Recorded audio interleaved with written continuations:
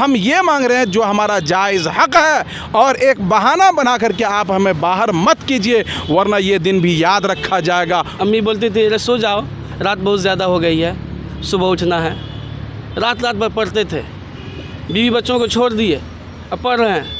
रो रही है बच्ची, छोड़ दिए, पढ़ रहे हैं। एक तरफ कहते हैं कि पिछड़ों की सरकार है, गरीबों के मसीहा है, और दूसरी जानिब आप गरीबों को पीस रहे हैं। एक तरफ आप कहते हैं कि हम मुसलमानों के साथ खड़े हैं, और दूसरी जानिब आप मुसलमानों को पीस रहे हैं। पहले का NCL और EWS सर्टिफिकेट दीजिए, अब हम लोग पीछे जा कर के कैसे बनाएंगे? कोई हम लोग मिस्टर इंडिया में तो नहीं है कि हम लोग पीछे जा कर के अपने से बना करके ले आएंगे। सरकार चाहे तो हर चीज़ हो सकती है, लेकिन जब वो चाहे तब।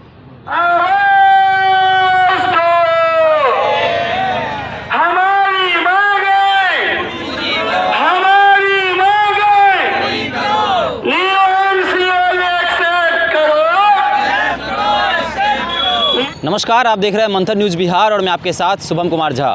दोस्तों, अभी गर्दनी बाग धरना स्थल पर हैं और यहाँ आप देख सकते हैं कि सहायक उर्दू अनुवादक अभ्यर्थियों के द्वारा धरना प्रदर्शन किया जा रहा है।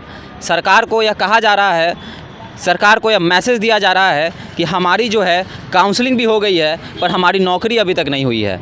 हमारे समस्या का समाधान किया जाए। और साफ तौर पर जो है यह धरना काफ़ी लंबे समय से चलता आ रहा है। वहाँ पर आप देख सकते हैं कि 22/2/2023 से जो है यह धरना प्रारंभ है, और कहीं ना कहीं जो यह अभ्यर्थी हैं, यह सफल अभ्यर्थी इसलिए लिखा गया है क्योंकि यह परीक्षा देकर जो भी पड़ाव होता है उसको पार करते हुए यहाँ तक पहुँचे थे, लेकिन काउंसलिंग के बाद भी इनकी नौकरियाँ नहीं लगी। इनसे बात करेंगे और जानेंगे कि समस्या क्या है, सरकार से क्या चाहते हैं। देखिए, सबसे बड़ी बात यह है कि सरकार के हाथ में सब कुछ है। सरकार जिधर चाहे रुख को मोड़ सकती है, और ना चाहे तो न मोड़ सकती है। ये सरकार के हाथ में है। अब रोना कोई भी रो ले कि हमारे बस में नहीं है, चाहे जो भी शोबे हो, वो अगर रोना चाहे तो रो ले कि हमारे बस में नहीं है। लेकिन अगर सरकार चाह ले तो जो ना होने वाला काम भी है वो भी हो सकता है। अभी सबसे बड़ी बात है कि हम लोग कोई भीख नहीं मांग रहे हैं। हम लोगों ने मेहनत किया है, मेहनत करके PT पास किया, फिर मेंस पास किया। पास करने के बाद जो हम लोगों की काउंसलिंग भी हो गई, सारा काम हो गया। और काउंसलिंग के वक्त में एक जो है आप पत्र जारी करते हैं कि आपको उस वक्त का जो है क्रीमिलियर चाहिए, वो दीजिएगा तो आपकी बहाली हो पाएगी, वरना आपको अलग कर दिया जाएगी। क्या तमाशा भाई!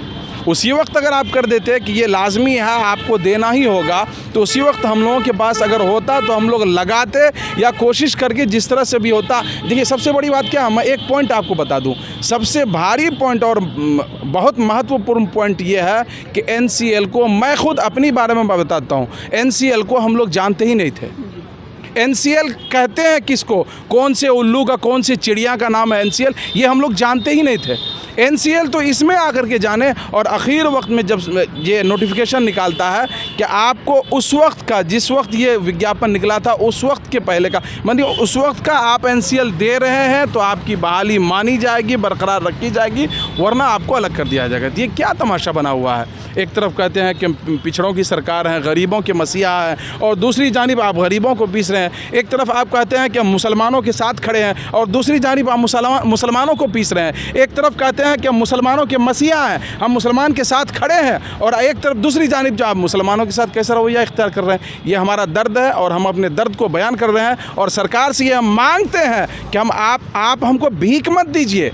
जो हमारा हक़ है, जो हमारा राइट है, वो हमें दीजिए। हम भीख नहीं आपसे मांग रहे हैं, और आपसे हम ये नहीं मांग रहे हैं कि आप हमको पास कर दीजिए, आप हमको इम्तिहान में पास कर दीजिए, आप हमारा नंबर बढ़वा दीजिए, आप हमको काउंसलिंग में फेल मत कीजिए, ये भी नहीं मांग रहे हैं। हम ये मांग रहे हैं जो हमारा जायज़ हक़ है, और एक बहाना बना करके आप हमें बाहर मत कीजिए, वरना ये दिन भी याद रखा जाएगा, और हमेशा याद रखा जाएगा कि जो लोग मसीहा बन करके, और सरकार अपनी सरकारी में, अपनी मौजूदगी में मुसलमानों का मसीहा बन करके लोगों के सामने अपने दावे का इजहार करते हैं और कहते हैं कि हम मुसलमानों के मसीहा, ये गलत बात है। इसको ज़ाहिरन भी और अदायगन भी आप अदा करके दिखा दीजिए, बोल करके नहीं, सिर्फ करके दिखा दीजिए, तब जा कर के आप मसीहा कहलाने के लायक हैं। और सबसे बड़ी बात है कि अभी जैसे उर्दू अनुवादक वालों को आपने दिया था नियुक्ति पत्र, उसमें आपने जनाब आमिर सुबहानी साहब की तरफ इशारा किया था कि आप सर इन लोगों को भी ज़रा देख लीजिए, क्या मामला है, इनको हल कर दीजिए। तो सिर्फ ज़बान से कहने से नहीं होगा। माननीय मुख्यमंत्री जी, हम आपसे यही अनुरोध करते हैं, यही दरख्वास्त करते हैं कि जिस तरह का ऐलान आपने उस मंच से किया था आमिर सुबहानी साहब हिसाब किताब पास उनके सामने में तमाम लोगों को बता करके मीडिया के सामने में आपने कहा था, वही हम मांग करते हैं आपसे कि आप लिखित रूप से भी इसका जायज़ा लीजिए और हम लोगों को जल्द बहाल कीजिए, हम लोगों के इस मसले को हल करिए। यही आखिरी हम लोगों की आपसे दरख्वास्त भी है और आप लोगों से यही मांग भी है कि हमारी जो जायज़ मांग है, जो हमारा राइट है, जो हमारा हक है, वो हमें दे दीजिए। अलग से हम कुछ नहीं मांग करते हैं। काउंसलिंग के बाद भी नौकरी नहीं होती है। सबसे पहले तो सर आपका शुक्रिया कि आप आए। क्या बताएं, दर्द दिल खोल के तो बता नहीं सकते, सीना चीर के बता दें आप अपने दर्द को नहीं बता पाएंगे, इसलिए चिरा ही नहीं, जानी चली जाएगी। दर्द इतना है, दर्द नहीं सुनने वाला कोई नहीं है, कोई नहीं सुनने वाला है हम लोगों को।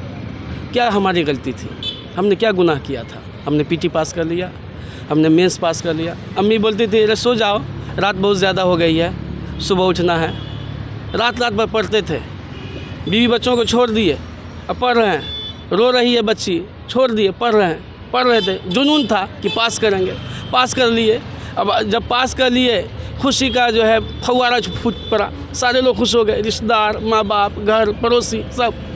अब जब सोचे कि ज्वाइनिंग लेटर मिल जाएगी, नियुक्ति पत्र मिल जाएगी, लेकिन पता चला कि वो कागज़ है, वो कागज़ का नाम पहले सुने ही नहीं थे, जानते ही नहीं थे कि क्या होता है। हम पिछड़े वर्ग से हैं, ये पता था, तो जाति आय प्रमाण पत्र बनाए हुए थे। ये नॉन क्रीमिलियर बाद में जाके NCL उसको कहा जाता है, ये हमको पता ही नहीं था। हम और नोटिफिकेशन में भी नहीं था, कॉलम बना देते कि भैया आपको ये नहीं करेंगे तो अप्लाई नहीं होगा, कॉलम भी नहीं बना था, क्या करते। अब जब पास हो गए, सब हो गए, तो यहाँ कह रहे कि आप नहीं, आप अयोग्य है, अयोग्य पाए जा गए हैं, आप को नहीं मिलेगी। अब भैया क्या तमाशा है, हम अपने हक के लिए आंसू बह रहे हैं, दिल रो रहा है। बस सरकार से यही गुहार है, माननीय मुख्यमंत्री जी, आप मसीहा हैं, अति पिछड़ा वर्ग के मसीहा हैं। आप जब आते हैं तो हम दिल चीर के सामने रख देते हैं, आपके लिए आंखें बिछा देते हैं कि हमारे मुख्यमंत्री हमारे इलाके में आ गए, सबको लेकर के चलते हैं। माननीय उप मुख्यमंत्री जी जब आते हैं, दौरा करते हैं, तो खुशी का ठिकाना नहीं रहता। ईद का सा समा हो जाता है, सारे बच्चों को लेकर के दौड़ पड़ते हैं कि चलिए ज़रा एक नज़र देख लेंगे कि हमारे डिप्टी CM आए हैं, हाथ मिला लेंगे, खुशी होती है। और जब हम आपसे मांग रहे हैं तो नहीं दे पा रहे हैं। हम क्या मांग रहे हैं? बस ये है कि हमने जो कामयाबी हासिल की है, वो कामयाबी का सहरा हमारे सर पहना दीजिए। आपने अनुवादक वालों को दिया है, हम लोगों को भी दे दीजिए। और 2014 में इंटर स्तरीय जो परीक्षा हुई थी, उसमें आपने मान्यता दिया था, तो उनके आंसू आपको नज़र आ गए थे, हमारे आंसू आपको नज़र नहीं आ रहे हैं। हम भी तो अपना हक मांग रहे हैं। तो सरकार, माननीय मुख्यमंत्री जी और डिप्टी CM मोहतरम नायब वज़ीर आला, आपसे दोनों से इल्तिमास गुजारिश है, हम विनती करते हैं, विनम्र, और हम आपसे गुहार लगाते हैं कि आप हमारी मांग को पूरी कर दीजिए। क्या चाह रहे हैं सरकार से?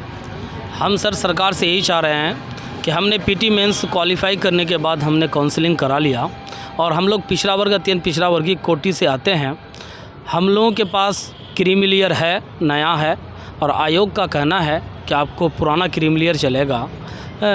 इस तरह का जो है समस्या जो है, प्रथम इंटर स्तरीय प्रतियोगिता 2014 वाले का भी मामला था, सरकार ने उनकी समस्या का समाधान किया है और हम आज 7 महीने से दरबदर की ठोकर खा रहे हैं। सरकार से हम यही अनुरोध करते हैं कि आप उसी की भांति हमारी भी समस्या का समाधान कीजिए। हाँ, हमारे पास क्रीमिलियर तो है, हमारी जाति नहीं बदली है, हमारा कोटा नहीं बदला है, कुछ नहीं बदला है, हमारे पास सब कुछ है, आमदनी भी नहीं बढ़ा है, हमारा सब कुछ है हमारे पास। उसके बावजूद आप जो है, जब विज्ञापन निकला था तो कोरोना महामारी का वक्त था। महामारी के वक्त में बहुत सारे अभ्यर्थियों ने जो है क्रीमिलियर को नहीं बना सका और उस वक्त पूरे जितने भी सरकारी ऑफिस थे सब बंद था। तो आपने प्रथम इंटर स्तरीय वाले 2014 वाले का समस्या का समाधान किया है। वो भी पिछड़ा वर्ग अत्यंत पिछड़ा वर्ग से आते हैं, हम लोग भी पिछड़ा वर्ग से हैं, तो हमारी भी समस्या का समाधान कर दीजिए, आपसे यही अनुरोध है। सरकार बोलने वाले हैं इधर। आपने पोस्टर पे EWS NCL का जिक्र किया है, क्या कहना है? NCL के बारे में क्या कहना है? NCL जो होता है नॉन क्रीमी लेयर सर्टिफिकेट, सरकार ने जो नोटिफिकेशन निकाला था 2019 में, क्लियर तरीके से उसमें नहीं डेट डाला था कि आपको 4 नवंबर से पहले का होना चाहिए।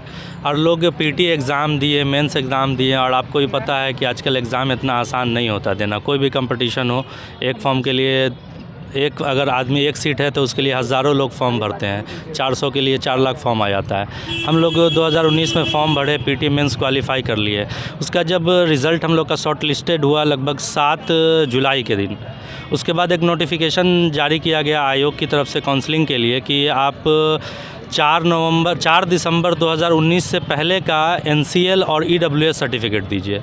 अब हम लोग पीछे जा कर के कैसे बनाएंगे? कोई हम लोग मिस्टर इंडिया में तो नहीं है कि हम लोग पीछे जा कर के अपने से बना कर के ले आएंगे। तो सरकार ही व्यवस्था पहले कर दे, उसके बाद वो डिमांड करें।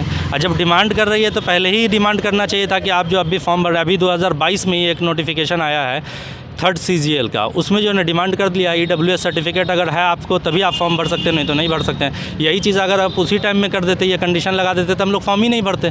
जब फॉर्म भर लिए, हम लोग क्वालिफाई कर लिए एग्ज़ाम, और आखिरी वक्त में आप काउंसलिंग के वक्त बोलते हैं कि हमको 3 साल पुराना चाहिए, आदमी कहाँ से ला करके देगा? कितनों सिर पटकेंगे तो निकाल ला सकते हैं क्या? आप सीधे डायरेक्ट बोलिए कि हम आपको नौकरी नहीं देना चाहते हैं। अगर देना चाहते हैं तो फिर ये कंडीशन क्यों? फिर सीधे हम लोग को डायरेक्ट ज्वाइनिंग दे दीजिए। इतना दौड़ाना घुमाने की बात ही क्या है? आज हम लोग को गर्दनी बाग पे बैठने की ज़रूरत ही क्यों पड़ी है? सरकार पूरे बिहार में समाधान यात्रा निकाल करके समाधान करेंगे। गर्दनी बाग में बैठे हैं पटना में ही, सरकार को नहीं पता है क्या? सबको पता है कि हम लोग यहाँ समाधान के लिए ही बैठे हुए हैं। और उनकी समाधान यात्रा ख़त्म भी हो गई, हम लोग का समाधान नहीं हो पाया। तो कहाँ तक अपनी सच्चाई पे उतर पा रहे हैं सरकार? देख लीजिए आप। और जितने भी मीडिया हाउस है बड़े बड़े, सबको बड़ी न्यूज़ चाहिए। 1294 लोगों की यहाँ मामला फंसा हुआ है, वैकेंसी निकली हुई है 1294 उर्दू सहायक अनुवादक वालों के। ये बड़ी न्यूज़ नहीं है क्या? एक फ़र्द से एक अगर नौकरी मिलेगी तो उस पर कम से कम 10 आदमी उस पर डिपेंडेंट है ना। तो अगर उसको डिवाइड कीजिएगा, उसको गुना कर दीजिएगा तो कितने लोग के यहाँ ज़रूरत है? सरकार अगर दे देती है तो यहाँ पे सिर्फ एक फ़र्द नहीं है, पूरे परिवार हैं उसके पीछे। हम लोग कब तक यहाँ बैठे रहेंगे अपना काम सब कुछ को छोड़ छाड़ करके, पूरे परिवार को छोड़ करके हम लोग यहाँ तक आए हैं सिर्फ यही उम्मीद में कि सरकार हमको बहाली दे दे, और जितना जल्दी देगी उतना आसानी हम लोग के लिए होगी। यही हमारा कहना है। क्या कहना है? क्या कहेंगे, हम लोग अभी 4 दिन से धरना दे रहे हैं। बस एक छोटा सा मामला है NCL और EWS का। सरकार उसको या तो हम लोग को नया जो बना हुआ है उसको एक्सेप्ट कर ले, या पुराना बैकवर्ड से बना दे। और क्या कहेंगे? 3 साल पुराना मांगा जा रहा है, तो क्या संभव है? संभव है, क्योंकि 2014 वाले का उसी तरह हुआ था, क्योंकि उनको बैकवर्ड से बनाया गया उसको। सरकार चाहे तो हर चीज़ हो सकती है, लेकिन जब वो चाहे तब। तो आपने सुना कि इन लोगों का साफ तौर पे कहना है कि बिहार के माननीय मुख्यमंत्री नीतीश कुमार से यह गुहार लगा रहे हैं कि इनका जो समस्या है, जो एक कागज़ की वजह से इनकी नौकरियां फंसी हुई हैं, सभी कुछ क्लियर है, काउंसलिंग तक हो गया है, पर एक कागज़ NCL के वजह से इन लोग का नौकरी जो है अभी तक नहीं हो पाया है। तो कहीं ना कहीं इन लोग के समस्या का समाधान होना चाहिए, और ये सभी जो हैं सरकार से गुहार लगा रहे हैं। तो आप सहायक उर्दू अनुवादक के बारे में क्या सोचते हैं, और इन सभी के समस्याओं के बारे में क्या सोचते हैं, हमारे कमेंट बॉक्स जरूर बताएं। देखते रहे मंथन न्यूज़ बिहार। धन्यवाद।